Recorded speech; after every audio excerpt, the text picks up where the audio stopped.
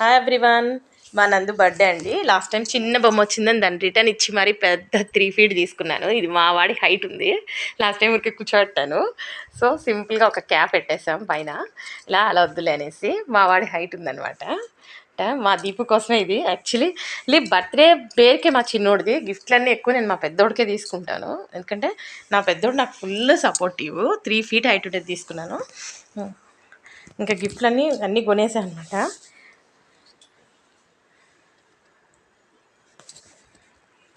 ఇది స్పెషల్ అండి ఈసారి బర్త్డే గిఫ్ట్కి.